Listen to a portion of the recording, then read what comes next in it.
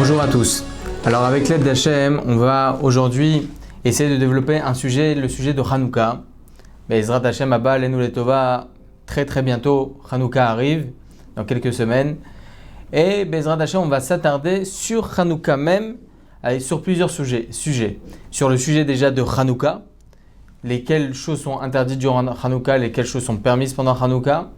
Et aussi la coutume des beignets. On a tous la coutume de manger des beignets à Hanouka, des sphinges, etc. Tout dépend de chaque coutume. Mais en tout cas, de manger des beignets durant Hanouka. Alors, Bezrat Hachem, on va développer les deux sujets. Tout d'abord, c'est rapporté comme ça dans le traité Shabbat 21b. C'est écrit comme ça. Je vous lis la Gemara. Maï Hanouka. C'est quoi Hanouka? Datanu Rabanan. Bekafe bekislev yome de Hanouka tamnia inun de lo le mispet beon velo le itanot beon. Il y a écrit comme ça, c'est quoi Hanouka? Voilà, c'est une braïta.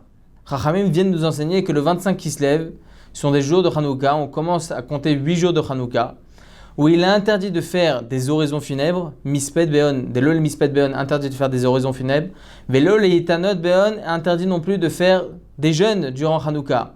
Si, Chazé Shalom, un des jours de Hanouka, il y a eu un décès et la personne a pris l'habitude pour un des parents de jeûner le jour du décès chaque année, et bien durant Hanouka, c'est interdit.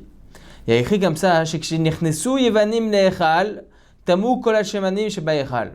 lorsque les Yevanim, les Grecs, qui sont rentrés dans le Echal, dans le Bet Amikdash, là-bas, ils ont purifié toutes les huiles. Il faut savoir qu'il y avait les huiles pour allumer la menorah chaque jour. Ok? Chaque fiole d'huile comportait là-bas 3,5 log. Ok, c'est une mesure pour que ça puisse rester allumé le certain temps qu'il devait rester allumé, donc la menorah chaque jour. 3,5 log. Et chaque fiole était complètement détruite, c'était un ravage. Et donc, les Yevanim, les Grecs qui sont rentrés, donc ils ont impurifié toutes les huiles. Et lorsque Bet Hashmona et les Hashmonaïm, ils ont réussi à combattre et à vaincre donc les Grecs, ils sont rentrés dans le Bet Amikdash et ils ont voulu allumer donc la menorah comme ils avaient l'habitude d'allumer chaque jour. Et là, ils n'ont plus trouvé d'huile. Ils ont uniquement trouvé une petite fiole d'huile qui était restée cachée là-bas avec un tampon assigné au Kohen Gadol. Il était marqué là-bas 3,5 log, etc. Donc c'était pas du tout impurifié. Et ils ont pu allumer avec cette bougie-là. Le problème, c'est que c'est que pour une journée. Et le temps de préparation, etc., pour la menorah, pour les huiles, ils devaient partir dans le Machane Asher, ils devaient repartir donc dans la campagne de Asher là-bas pour faire la fabrication d'huile et revenir, et ça prenait 8 jours. Et Baruch Hashem, Akadosh Baruch Hu a fait un miracle. Il a laissé allumer donc cette fiole d'huile-là, donc cette huile-là qu'ils avaient posée sur la menorah, c'est resté allumé durant 8 jours. D'où le nom le Nes, le miracle de Hanouka. Et donc lorsqu'ils ont vu ça, l'année suivante, ils ont fixé Chachamim que ces 8 jours-là vont être des jours de Hanouka et les jours de fête. C'est rapporté comme ça. Chez Kav'oum, les Yamim Tovim. Chachamim, ils ont institué comme étant des jours, des bons jours. Yamim Tovim, Yom Tov. Alors quoi Yom Tov? C'est comme Shavuot, c'est comme Simchat Torah. On sait très bien que les jours de Shavuot, de Simchat Torah, de Sukkot, de Pesach, de Rosh Hashanah, c'est considéré comme étant Yom Tov. Yom Tov, lorsqu'il y a les termes Yom Tov, on comprend bien qu'il est interdit là-bas de faire des melachot, de faire tout travaux interdits. Donc, est-ce que pendant Hanouka c'est interdit?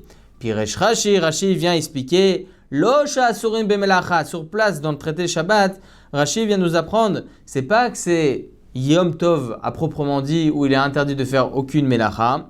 Chez lo nikveu ila likrod alel velomar alanissim beoda.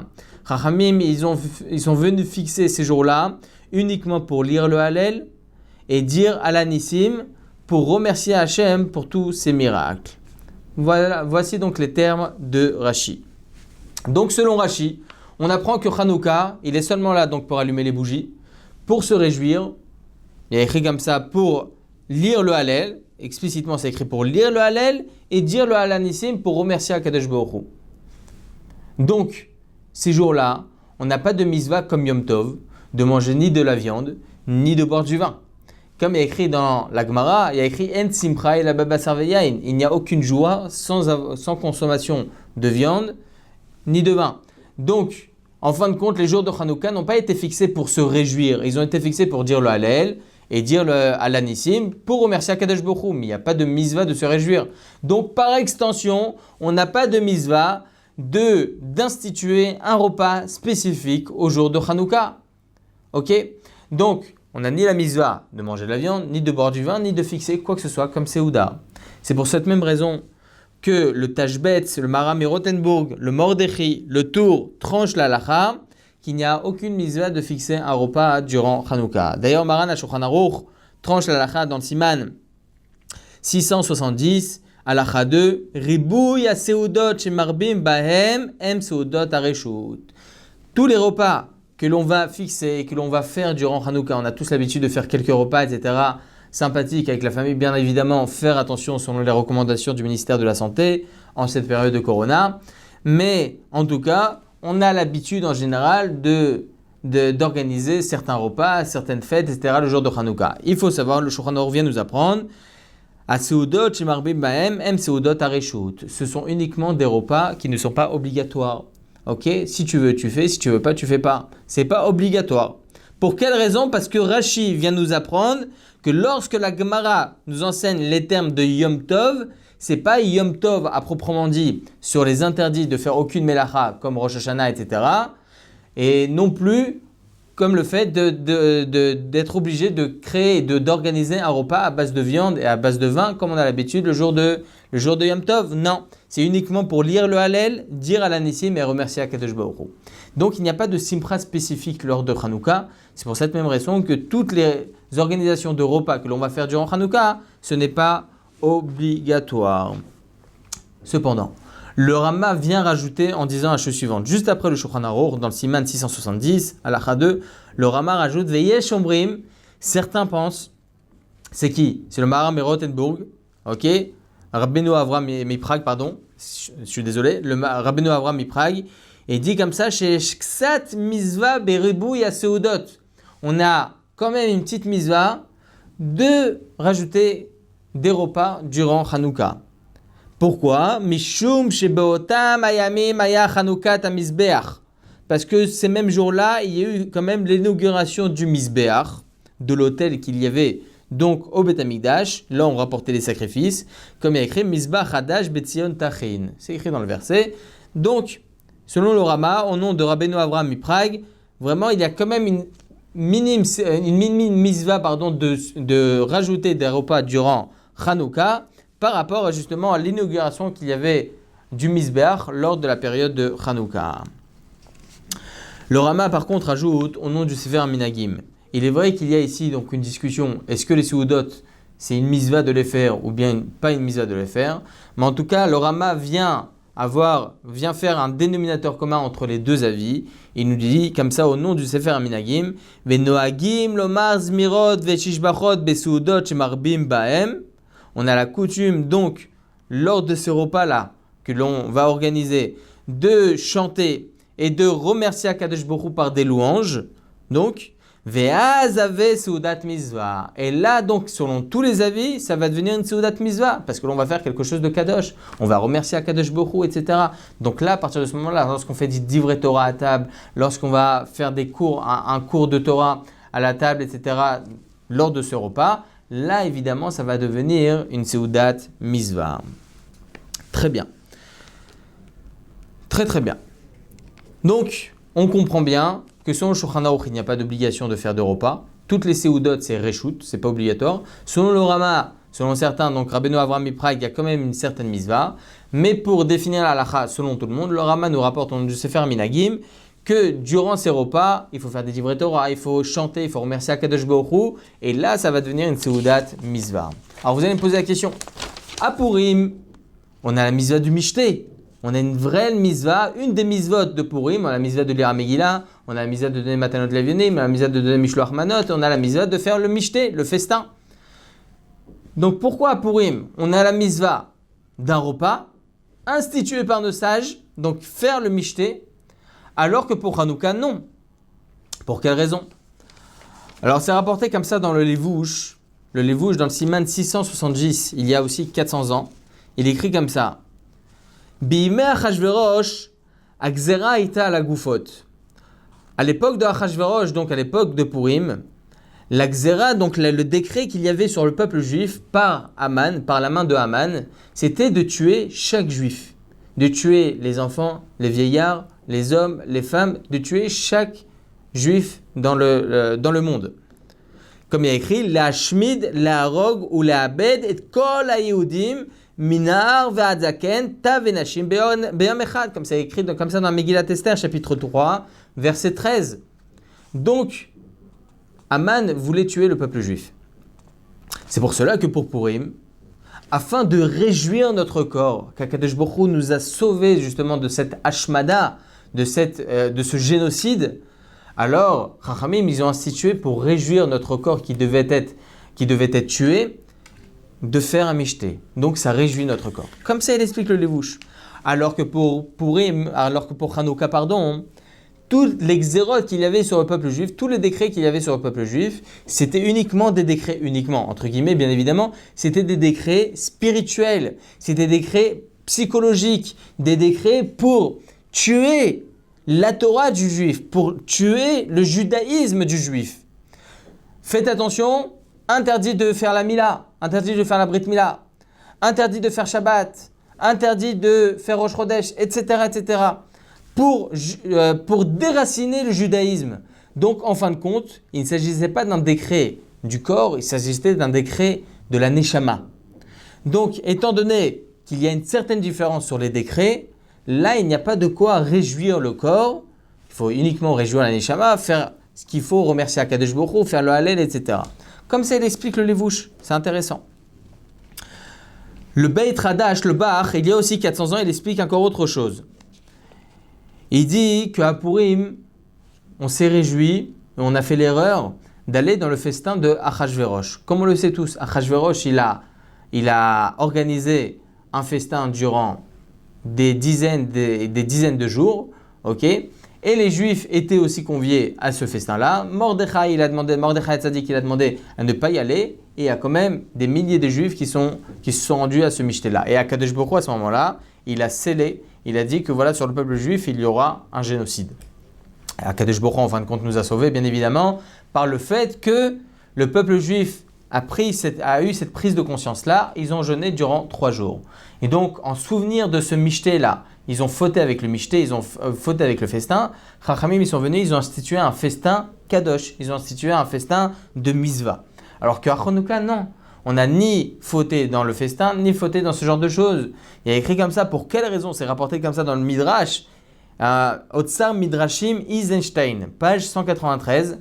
C'est rapporté comme ça, pour quelle raison on a eu de tels xérotes sur le Ham Israël au temps de Hanouka, de tels décrets sur le peuple juif lors de la période de Hanouka, parce que il laissait un peu de côté le korban journalier, il laissait un peu de côté le fait de monter durant les 3 fêtes de Pessah, Shavuot, Sukkot, etc. Comme ça, c'est rapporté dans le Midrash en tout cas.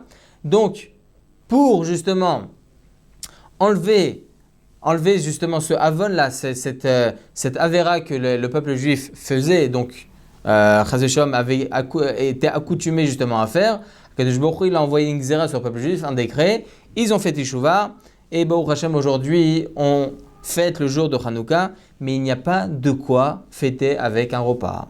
Donc voici donc les 2 raisons pour lesquelles durant Hanouka, on n'a pas de misva spécifique, comme nous dit Maran HaShulchan Aruch dans le Siman 670, misva spécifique d'organiser des repas, à contrario par rapport à Purim. Donc on a vu ici la raison du Levouche et la raison du Bar.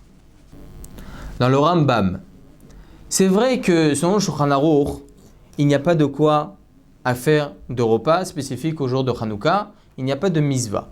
Mais pourtant, Rabbi Shlomo Kluger rapporte comme ça dans son livre Binyan Shlomo, sur le Rambam. Il dit le Rambam, chapitre 3 de Ilchot Hanouka, halakha 3. Il dit comme ça, Umipnei ze itkinu chachamim shebeoto ador, שיהיו 8 הימים האלו שתחילתן מליל 25 בכסלו, ימי שמחה והלל. Il dit le Rambam, pour toutes les raisons des décrets, etc. de Hanouka, Chachamim, ils sont venus, et ils ont institué dans cette même génération et pour les générations futures, que les 8 jours de Hanouka, qui commencent à partir du 25 Kislev, seront des jours de Simcha et de Hallel. des jours de joie et de Hallel. Reconnaissance à Akadosh Baruch Hu, on dit le Hallel à Hanouka. Pourquoi le Rambam utilise le terme Simcha? Rashi n'utilise pas le terme Simcha. Il dit Rashi, lire le Hallel et remercier Akadosh Baruch Hu. Mais il n'a pas écrit le mot Simcha. Le mot Simcha revient à dire qu'on a une mitzvah de se réjouir avec des mets succulents, des mets comme de la viande, du vin, etc. Donc qu'on le veuille ou non, selon le Rambam, on devrait avoir l'obligation, du moins en tout cas la mitzvah, de faire une Seouda lors de Hanouka. Et c'est ce qu'on fait, en fin de compte. C'est vrai que le Shulchan Aruch dit qu'il n'y a aucune mitzvah à faire un repas durant Hanouka. Mais en fin de compte, le Rambam il dit Simcha. Le terme Simcha revient à dire qu'on a une mitzvah de faire une Simcha, de faire un repas durant Hanouka.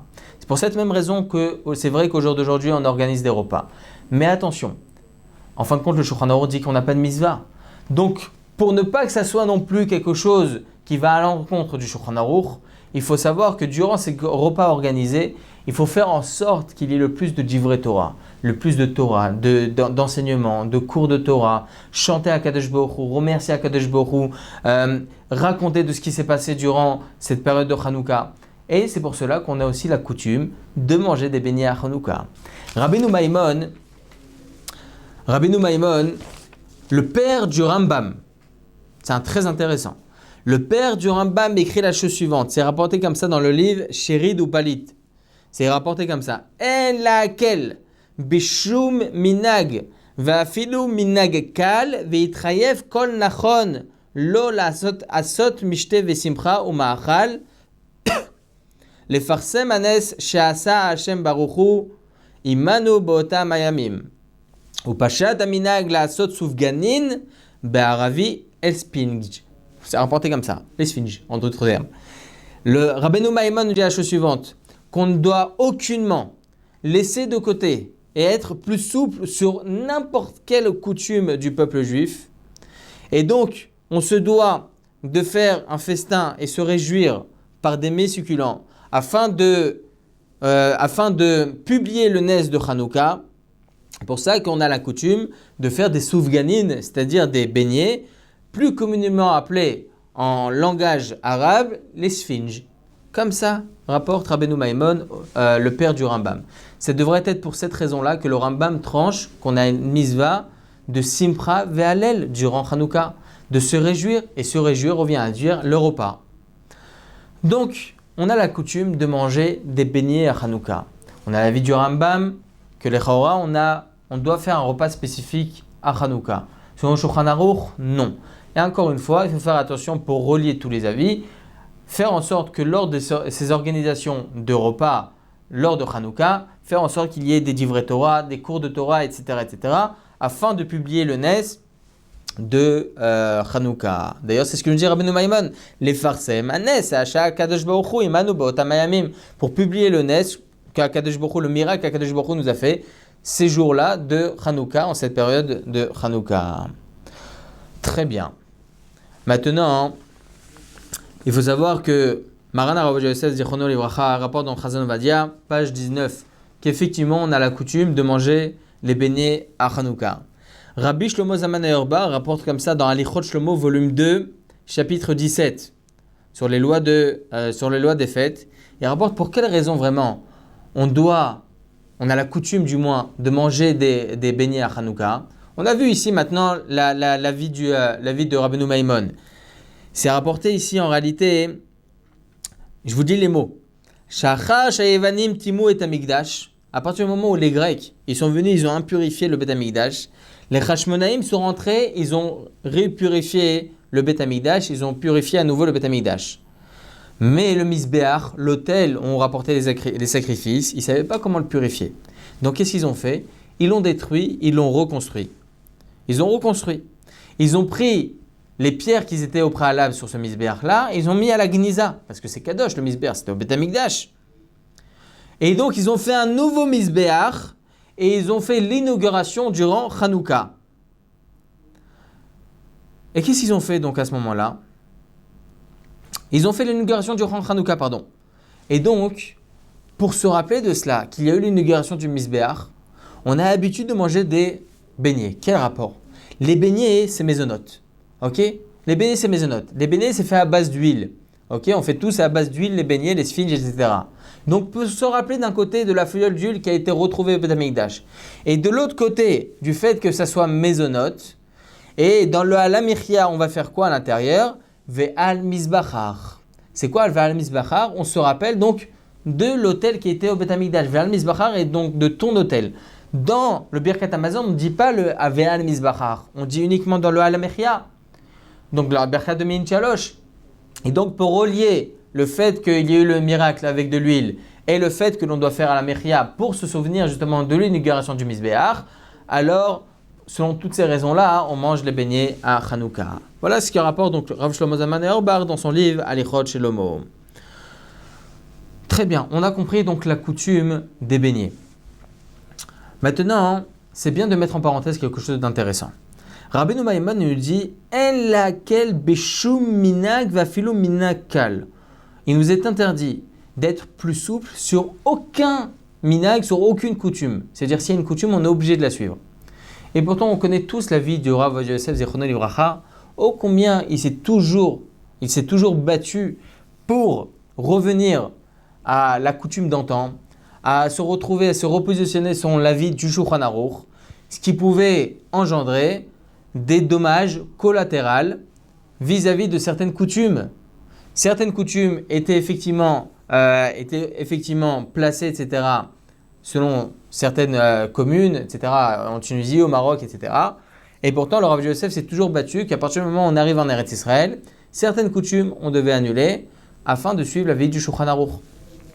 Alors, comment il se positionne face à Rabbeinu Maimon? Rabbeinu Maimon, il dit « En laquelle beshum minag va filou minag kal » On doit aucunement se destituer et même être plus souple sur les coutumes. On doit toujours suivre les coutumes. Alors, comment on va expliquer ça? Alors, il faut savoir, il y a écrit comme ça dans le Yerushalmi. Pour comprendre, encore une fois, il faut toujours apporter la source, la référence de chaque principe, entre autres par rapport aux coutumes. C'est rapporté comme ça dans le Yerushalmi, dans le traité Maaser Sheni, chapitre 2, Halacha 2, ainsi que dans le traité Yevamot, chapitre 7, Halacha 3. Le Yerushalmi. Il y a écrit comme ça, Kol Halacha, She'ir ofefet bebeddin, ve'en atayodea mativa. Tout Halacha, on ne sait pas comment trancher au beddin. Et on ne sait pas donc comment en arriver à une conclusion halachique. Tseur e achatzibur noeg venaoug. Regarde comment le public se comporte et tu devras comprendre comment on devra tenir la halakha. Si tu ne sais pas, on ne sait pas comment on tient la halakha à ce sujet, regarde comment le public fait et tu sais très bien maintenant que tel est le minag, telle est la coutume. Comme il est écrit, Poukraze mayama davar, c'est-à-dire regarde comment le public se comporte afin de comprendre c'est quoi la halakha. Donc de là on voit que quoi? Que lorsque il y a une halakha, on ne connaît pas, on ne sait pas comment trancher, alors on doit voir comment le peuple se comporte. Mais quand est-ce qu'on fait comme ça? Quand est-ce qu'on devra suivre la coutume de l'endroit, la coutume des gens, comment ils se comportent pour tenir une halakha? Lorsqu'on ne sait pas comment trancher la halakha. Mais lorsque la halakha elle est bien définie, il y a tout ce qu'il faut face à nous. Il y a la Gemara, il y a les Rishonim, il y a les Gionim, il y a les Acharonim, il y a les klalim, ok, il y a les généralités, comment on va trancher la halakha dans tel et tel sujet. Donc on a tout ce qu'il faut et le gadol adore, le grand de la génération, il sait que cette halakha doit être conclue et tranchée de cette façon-là. Alors là, à ce moment-là, on ne devra plus voir comment se comportent les gens pour conclure une halakha. Non, c'est uniquement lorsqu'on a un doute. Mais là, lorsque la halakha est bien définie, lorsque les choses ils sont brourim, ils sont clairs et nets, alors il n'y a pas à suivre la coutume. Si la halakha est contraire à la coutume, chacun devra annuler sa coutume face à la halakha. C'est le Yerushalmi, ce n'est pas moi, c'est le Yerushalmi. D'ailleurs, comme ça tranche le Maharik et Rabbeinu Yehuda Ayash. Maintenant, il faut savoir, c'est vrai que Rabbi Yehuda Ayash, il a toujours écrit comme ça, qu'il faut être mechazek les minagim. il faut tenir toujours les minagim et les coutumes. Parce que c'est vrai que c'est les coutumes aussi qui nous ont permis d'évoluer et d'avancer, qui ont permis justement nos pères, nos ancêtres, à rester dans le judaïsme. C'est vrai. Ça, c'est Rabbi Yehuda Ayash qui a écrit qu'on doit tenir toujours ces minagim. Mais dans quel cas? Dans le cas où la coutume, elle ne va pas à l'encontre de la halakha. Si cette coutume va à l'encontre de la halakha, le Yerushalmi est explicite qu'on doit annuler la coutume face à la halakha. D'ailleurs, le Ritva écrit quelque chose de très très important. Le Ritva dans le traité Psachim, c'est un Rishon. Traité Psachim 51a, au nom du Réa. Et il dit Shetzarich l'arzik beminag, il faut tenir les minagim uniquement pour être mahmir, pour être plus strict. Alval bel minag laquelle leolam en choshishin lo, mais les minagim qui viennent être plus souples que la halakha, on devra effectivement ne pas du tout ne pas s'y tenir. Va filou ayal pik dolim chez baolam, même si ça va selon les gdolim des grands de la génération. Lorsqu'on voit un minag qui va à l'encontre de la halakha, on devra suivre automatiquement la halakha. Le Ritva écrit, encore plus important que ça, il dit comme ça, il dit lorsqu'on voit qu'il y a une coutume, yesh bo shemet shel isur, yesh limchot beyad amekilim. C'est-à-dire lorsqu'on voit qu'un minag, une coutume, il peut y avoir une infime partie d'interdit à l'intérieur, alors le gadol adore, bien sûr pas tout rabbin de quartier peut le faire, mais le gadol adore a le poids sur ses épaules et a la possibilité d'annuler cette coutume. Maran Harav Ovadia Yosef Zichrono Livracha, personne n'a de doute évidemment sur sa grandeur et sur le fait qu'il a été le guide de notre génération. Il a été le guide de la génération, on ne se le cache pas et c'est évident et personne ne pourra dire le contraire. C'est le gadol adore. Donc il a vu que certains minagim ils étaient erronés et qui pouvaient être à l'encontre de la halakha. Là, Maran Harav Ovadia Yosef Zichrono Livracha, il a annulé. Les beignets, c'est une coutume qui ne va pas à l'encontre de la halakha. En quoi des beignets vont à l'encontre de la halakha? On mange des beignets, il n'y a aucun problème. Au contraire, on mange des beignets. Bon, fais attention quand même à ta ligne, évidemment. Mais tu vas faire une misva, tu vas faire une bracha, tu vas faire la mechia et tu vas Bezrat Hashem te rappeler des miracles, tu vas pouvoir faire des divrei Torah à table, etc. Donc, aucun problème. Ça ne va pas à l'encontre de la halakha. Et donc sur ça, Rabbeinu Maimon dit qu'il ne faut pas se détacher de ce genre de minagim. C'est minag Israël halakhaï. Lorsque vous avez étamé un mikra, lorsqu'un Marocain il a l'habitude de lire de telle et telle façon, il doit se tenir sur ce minagim. Lorsque vous avez un Tunisien qui lit selon la Torah avec certains ta'amim, il doit se tenir selon ce minag. Lorsque vous avez des Thémanim qui prononcent d'une façon, ou des Ashkenazim qui prononcent d'une façon les mots du Sidour, etc., à Monoï, etc., ils ont leur minag, ils ont leur coutume qui ne va pas à l'encontre de la halakha, ils doivent se tenir sur leur coutume. Mais lorsque vous avez un minag, une coutume qui va à l'encontre de la halakha, évidemment le Ritva il dit qu'il faut l'annuler. Le Gadol il est là, le Gadol Ador il est là, Baruch Hashem qu'on a eu dans notre génération, Maran Rabbeinu Ovadia Yosef Zichrono Livracha, qui a su, entre guillemets, se salir et aller à l'encontre de certains minagim qui contredisaient la vie du Shulchan Aruch, qui allait à l'encontre de la vie de la halakha. On comprend bien maintenant, c'est pas seulement le Ritva. Le Tchouvat Arivash, Rachid dans son livre Marzor Vitri, le Orzaroua, Rabbeinu Tam, le Meiri, le Sefer Agouda, le Tashbes, le Rashbes, le Radbaz, tout cela pense que lorsque vous avez un minag qui est possible une petite virgule de Issour à l'intérieur, alors évidemment le Gadol Ador il est là pour l'annuler. Comme quoi par exemple? Le Rambam rapporte un exemple par rapport à certains qui ont l'habitude de se laver les mains le matin. Lorsqu'ils se lèvent les mains le matin après être parti aux toilettes, ils se lavent les mains, ils s'essuient les mains et que lorsque, en arrivant à la synagogue, ils mettent les tefilines et ils disent tout le nosar, c'est-à-dire tout ce qu'on a l'habitude de faire dans les Birkot HaShachar, ils disent depuis Modéani, Anitiyat Adaim, Asher Yatzar, etc. Mais ça va à l'encontre de la halakha.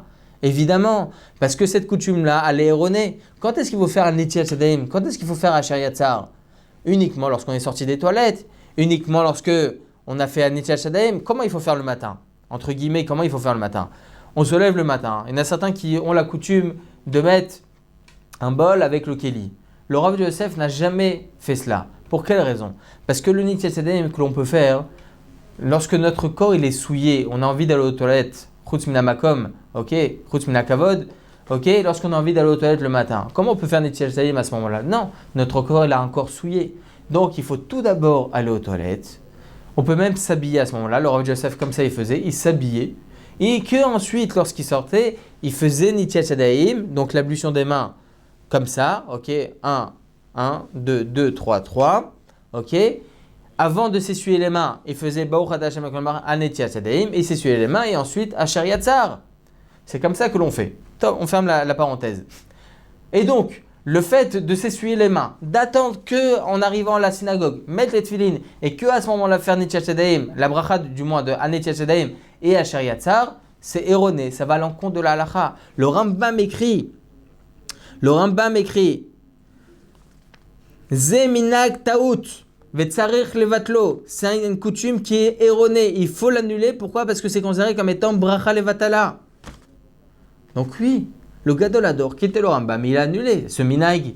Évidemment, ça va à l'encontre de la halakha. Comment tu peux faire la bracha de Netilat Yadayim après t'être essuyé les mains? Comment tu peux faire la bracha de Asher Yatzar ou Netilat Yadayim avec autant d'attente? Tu vas attendre que après. Ça va à l'encontre de la halakha. Une autre coutume, il y a certaines femmes qui ont l'habitude de faire la bracha du lulav ou la bracha de l'Eshef Basouka dans la souka. C'est une marloquette dans les Rishonim en ce qui concerne les mitzvot assez chez Azman Grama, les mitzvot qui dépendent du temps. Est-ce que les femmes, elles peuvent faire la bracha ou pas? On sait très bien que les mitzvot qui dépendent du temps, comme le lulav, c'est que 7 jours, ok, la souka, la même chose que 7 jours. Est-ce que une femme, on sait très bien qu'elle est dispensée de cette mitzvah? Toutes les mitzvot assez chez Azman Grama, les mitzvot qui dépendent du temps, les mitzvot positifs qui dépendent du temps, une femme, elle est dispensée. Est-ce que même par le fait qu'elle soit dispensée, elle peut dire la bénédiction à cette bracha? Alors, il faut savoir que Maran HaShulchan Aruch a tranché comme le Rambam dans le Siman 589 halakha 6 et le Rambam sur les lois de Tzitzit halakha 9 chapitre 3 et dans les lois de Sukkot chapitre 6 halakha 13, il écrit explicitement que veut dire une bracha, une femme qui dit la bracha sur une mitzvah qui dépend du temps, une mitzvah positive qui dépend du temps, comme le lulav ou bien la souka, eh bien c'est considéré comme étant bracha levatala. Bracha levatala. Et donc, pourquoi rentrer dans un tel shemesh l'issour? Pourquoi peut-être faire un issour? Pourquoi faire un issour? C'est une marloquette entre le Shulchan Aruch et le Rama en ce qui concerne cette halakha. Non, c'est le Shulchan Aruch. Alors, il y en a certains qui vont vous dire, non, on a la coutume, mais cette coutume, yesh bo shemetz shel issour. Il y a une virgule de issour. Les Ashkenazim qui suivent le Rama, aucun problème, c'est leur minag, c'est leur coutume. Mais nous, notre coutume à nous n'a jamais suivi cette coutume-là, n'a jamais suivi le Rama. Ça a été erroné par le temps, etc. On a pensé que c'était la coutume tunisienne, marocaine, algérienne, n'importe, ploméchané. Mais ça vient d'où? Ça vient des Ashkenazim, ça vient pas du Shulchan Aruch. Donc, effectivement, là, on pourra considérer comme étant shemet chez l'issour. Là, il y a une virgule de issour, il y a une possible, ça fait que bracha levatala, dire une bracha en vain. Alors évidemment, il faut annuler ce minag-là de dire la bracha sur le lulav ou sur la souka, les chefs souka. La même chose, le Rambam, dans cette Tshuvot, Siman 46, et il rapporte comme ça le minag que certains ont l'habitude de se lever lors des 10 commandements. Ça aussi, il dit qu'il faut annuler ce minag. C'est une coutume qui est erronée, qui peut être affiliée aux Zdoukim, comme ça il dit le Rambam. C'est pas moi qui le dis, c'est le Rambam, qui peut être affilié, entre guillemets, au réformisme. Pourquoi tu mets plus en valeur cette alia-là, cette montée-là, plus que toute la Torah? Qui loue, celle-ci, elle est mieux que les autres? Non, toute la Torah est importante. Donc là, effectivement, il faut annuler ce minag. Un autre minag. Il y en a certains qui ont l'habitude de faire la bracha de l'allumage des bougies de Shabbat, de faire la bracha après l'allumage des bougies. Selon Shulchan Aruch, c'est bracha levatala.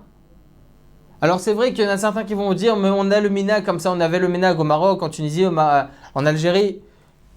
Mais il faut savoir que ce minag-là, le yesod, la racine de ce minag-là, vient uniquement des Ashkenazim.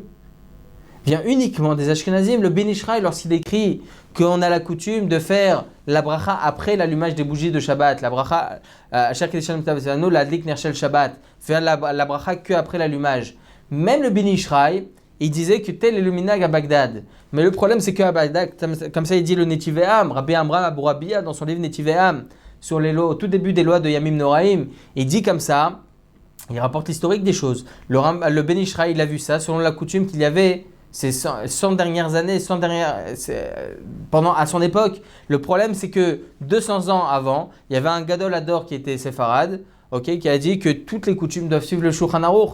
Après, il n'y avait plus de Rav qui pouvait tenir la communauté de Bagdad. Ils ont ramené un Rav Ashkenaz. Et lui, ce Rav Ashkenaz-là, il a rapporté les coutumes Ashkenaz. Le Ben Ishraï, lui, il ne savait pas que cette coutume-là de faire la bracha après l'allumage, ça venait de cette coutume Ashkenaz que ce Rav Ashkenaz avait ramené. Donc cette coutume est erronée en fin de compte. Donc faire attention. On ne peut pas dire Chas Shalom, le Ben Ishraï s'est trompé, ou bien le Minag au Maroc s'est trompé, etc. Non. On ne dit pas il s'est trompé, évidemment. Mais il y a un historique. C'est important d'étudier les choses pour comprendre. Alors, je peux vous assurer que personne ne vous dira que vous faites une Avera en faisant la bracha avant l'allumage des bougies de Shabbat. Oui, il y en a certains qui vont vous dire que c'est une bracha levatala de dire la bracha après l'allumage. Alors, pourra rentrer dans un safek brachot, pourra rentrer dans un peut-être que je fais une bracha levatala, là vous faites une misva. La bracha, la adlik ner shel Shabbat, c'est kadosh elyon, c'est extraordinaire, c'est sanctifié le jour du Shabbat. On fait une misva magnifique. Akadosh Baruch Hu, il adore cela. Alors pourquoi à ce moment-là rentrer dans un safek peut-être que je fais pas comme il faut? Alors vous allez me dire, mais ma mère elle faisait ça, mes grands-parents ils faisaient ça. Mais on apprend dans la vie, Baruch Hashem, on évolue. Ils n'étaient pas dans l'erreur peut-être selon ce qu'ils avaient appris. Mais ils avaient appris d'une manière qui allait à l'encontre du Shulchan Aruch. Donc faire attention à ce genre de choses. Baruch Hashem, on doit toujours honorer ses grands-parents, honorer ses parents et faire en sorte que Baruch Hashem, il y a écrit comme ça dans la Gemara, toujours se voir quand est-ce que Matai Yagiu Maasai Maasa Votai, quand est-ce que mes actions seront assimilées à celles de mes parents, grands-parents, etc. Où leur judaïsme était fait avec doucha, avec pudeur. Bien évidemment, il faut toujours se plier Baruch Hashem à ce genre de choses. Mais en ce qui concerne la halakha, on évolue. On apprend, on étudie, on développe et on comprend la halakha au fur et à mesure. Et Baruch Hashem, voilà une des choses sur laquelle Maran Arav Yosef Zichrono Livracha, c'est vrai qu'il s'est fait huer à un certain moment, mais il n'a pas lâché. Il a toujours dit qu'il faut suivre cette halakha pour ne pas arriver à un safek bracha levatala. Donc voici donc effectivement, il y a plein de coutumes comme ça. Il faut comprendre, apprendre, étudier, enseigner. Et Baruch Hashem, c'est ce qu'on fait maintenant. On enseigne, on comprend les choses. On comprend lesquelles coutumes il faut garder. Comme il dit Rabbeinu Maimon, le père du Rambam, et lesquelles coutumes il faut annuler. Comme il nous dit le Ritva. Que Chazé Shalom, il peut y avoir une virgule de Issour, Chazé Shalom. Donc faire attention à cela. En tout cas, on ferme la parenthèse par rapport aux coutumes. Mais on comprend maintenant la coutume des beignets. Tout le monde en mange. Ashkenaz, Séfarade, Thémani, n'importe qui dans le monde. À Abu Dhabi, au Maroc, en Tunisie, en Russie, n'importe. De partout dans le monde, on mange tous des beignets. L'image de Hanouka, c'est la Hanoukia avec les beignets à côté. Baruch Hashem, ce minag-là ne va pas à l'encontre évidemment de la halakha. Faire attention juste, comme il dit le Rama, que dans les repas que l'on va organiser en l'honneur de Hanouka, dire là-bas des shirot et tishbachot, louer Akadosh Baruch Hu, raconter l'histoire de Hanouka, dire des divrei Torah, et là ça va être considéré comme étant Seudat Mizvah. Mais une autre question que l'on peut se poser.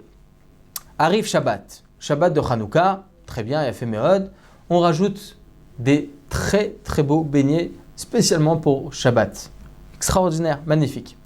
Moi j'aime bien manger des beignets chauds. Est-ce que j'ai le droit de les réchauffer sur la plata ou pas? Question, selon la halakha. C'est quoi la question?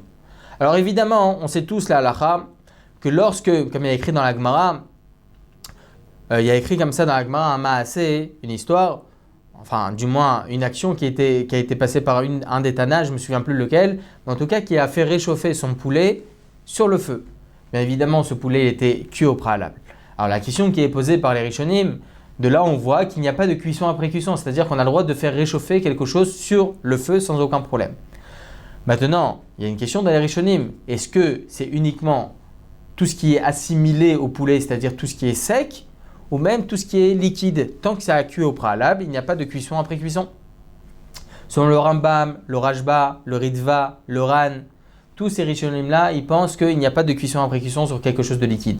Donc selon eux, vous avez fait cuire maintenant une soupe la veille de Shabbat, vous avez le droit sans problème de la remettre sur la plata, même si elle est froide à 100%, elle était au frigidaire, depuis la veille de Shabbat, elle a cuit à 100%. Bien évidemment, on ne parle même pas d'un cas où ça n'a pas cuit, ça a cuit à 100%.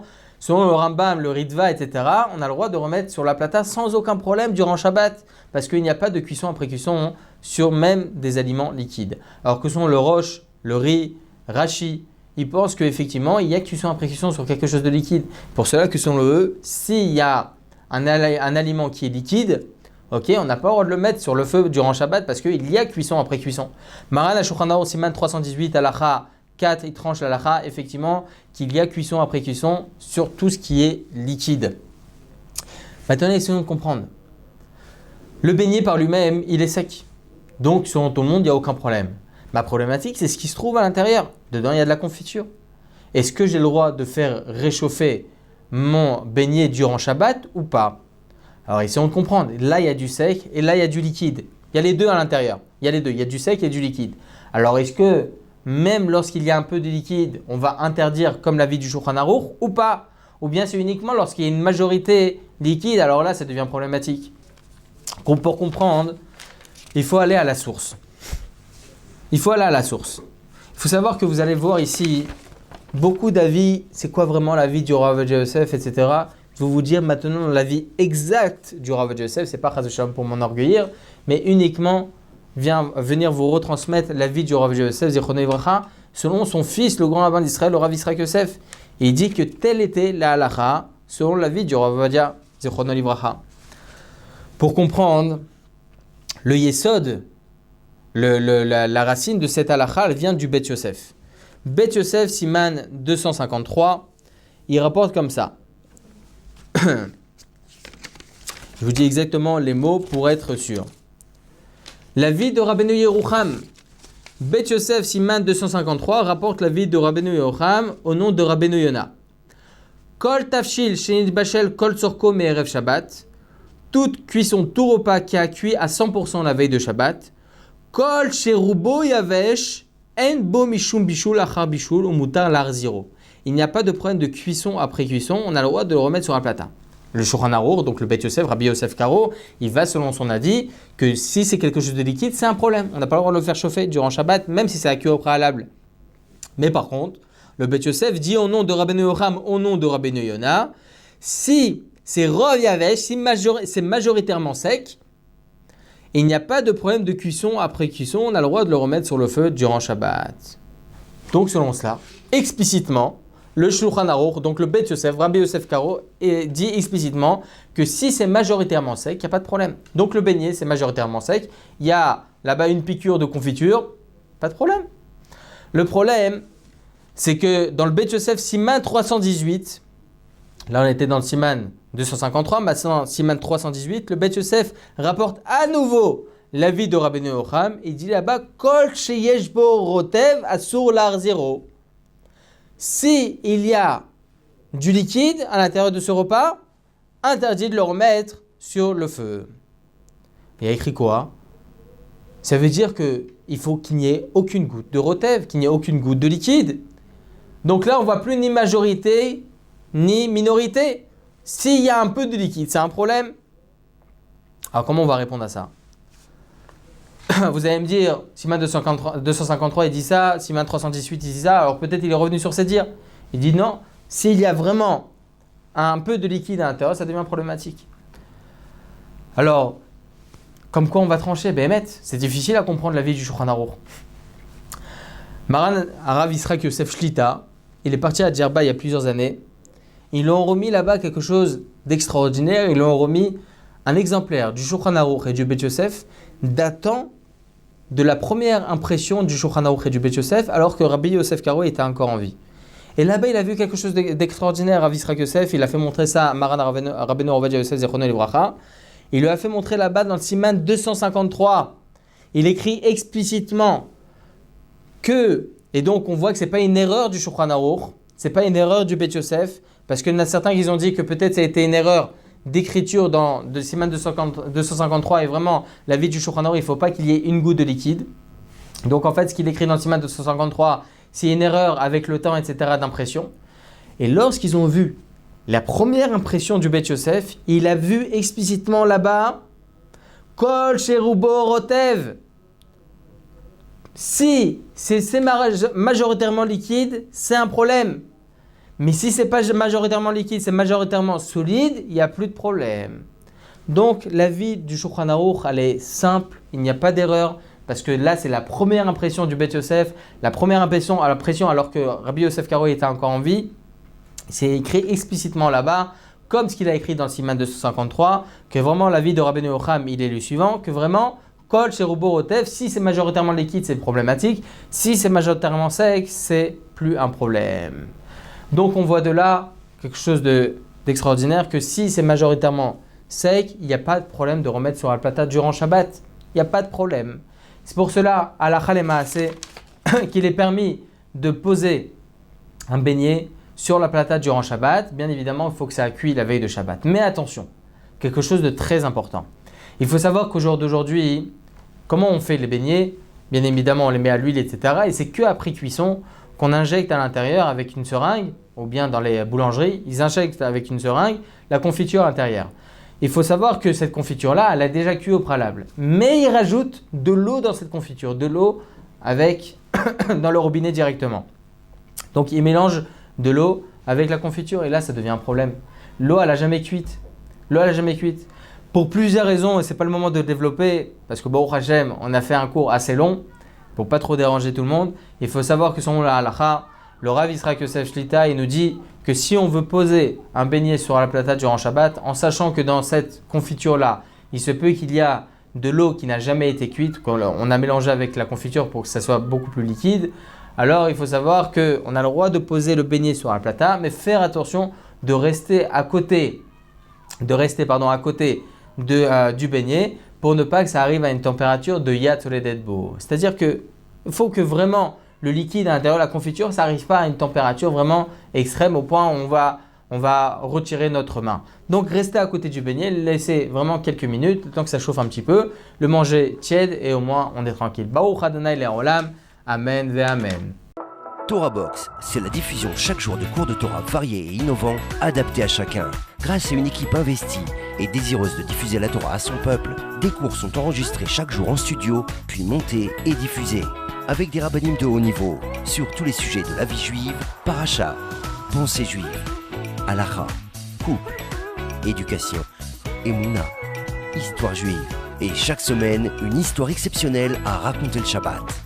De nouvelles émissions et débats innovants qui confrontent Torah et actualité. Des concepts de vidéos qui expliquent la halakha de manière ludique, divertissante et accessible. Et des programmes de Torah pour nos enfants. Torah Box, c'est du judaïsme sur mesure pour vous.